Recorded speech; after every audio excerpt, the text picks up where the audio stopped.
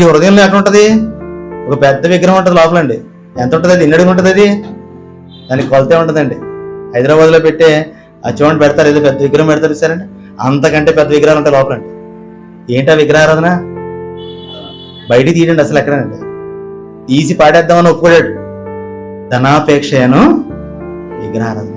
ఈ ధనాపేక్ష అనే విగ్రహారాధనలో పడినోడు చేసే పూజ ఉంటుంది చూసారండి, ఆ పూజ చూస్తే అన్ని జనులు కూడా ఆశ్చర్యపోతారండి.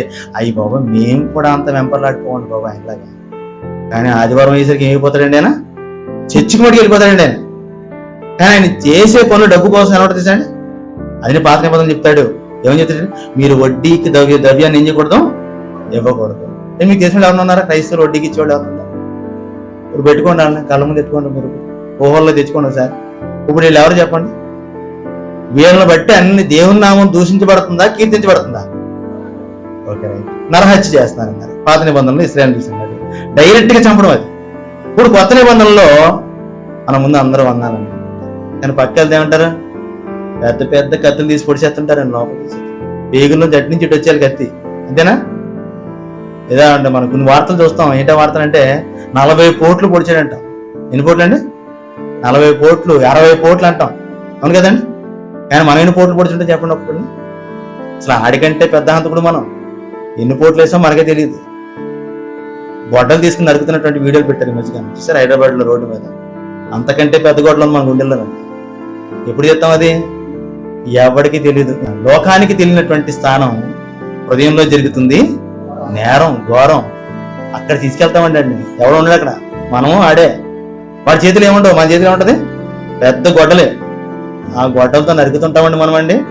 అసలు వీడియోలు బయటకు తీస్తే ఎంత బాగుంటుంది తీసండి వీడియోలు అండి. మనం ఇంత పెద్ద హంతకులమా అని అప్పుడు తెలుస్తుంది మీకండి, అప్పుడు దాకా తెలియదు మీకు. కానీ బయటికి ఎలా ఉంటాం మనం? అలా అంచుకుంటాం, అంతేనండి. అంటే మనం కూడా ఎలాంటి వాళ్ళని తీసాండి? బయటికి వెళ్ళి ఈ హృదయంతో నిండిన దాన్ని బట్టి నోటితో ఏం చేస్తుంటాం? ఒకసారి బయటికి తీసి నిజంగా కొడుతుంటాం. అదే సామెతలో మాట్లాడాడు అండి, కత్తిపోటు వంటి మాటలు పలుకువారు కలరు అని. ఏం లేరా క్రైస్తవులు? ఎవరు లేరంటే చెప్పండి. అందరూ ప్రమాణం చేస్తున్నారండి. నాకు చాలా భయం వేసిందా మీరు? కానీ మీ ధైర్యాన్ని మెచ్చుకుంటున్నాను, సభాష్. కానీ మరి నిజంగా మీరు అలా ఉంటే నిజంగా చాలా ఆనందం అండి దేవుని గారు. కానీ మీరు కత్తిపోట్లు వేసేవాళ్ళు అయితే, మీరు విగ్రహారాధికులు అయితే మీకు మీరు గొప్ప అనుకుంటున్నారేమో, కానీ రాయబడిన ప్రకారము ఈరోజు దేవుని ప్రజలుగా పిలువబడేటువంటి మిమ్మల్ని బట్టి దేవుని నామం ఏమవుతుందంటే దూషించబడుతుంది. ఆయన పవిత్రమైన నామానికి ఏం కలిగిస్తున్నాడు? అంతా కూడా దూషణ కలిగిస్తున్నాం. ఏమన్నా చెప్పండి ఇప్పుడు అండి. ఇశ్రాయేలు ప్రజలు అనేసరికి మనం చంకలు కొట్టేసుకుంటాం కదా మన అర్థం. అబ్బా ఇశ్రాయేలు ప్రజలు ఎలాంటి వాళ్ళు, ఇశ్రాయేలు ప్రజలు ఎలాంటి అంటే మనం అంతకంటే దారి తీసాం మీకండి. ఈ రోజు క్రైస్తవులుగా దేవుని ప్రజలుగా పిలువబడేటువంటి మనము ఈ రోజు నిజంగా సమాజంలోకి వెళ్ళి తెస్తున్నటువంటి భయంకరమైన కార్యాలు చూస్తే ఆశ్చర్యం.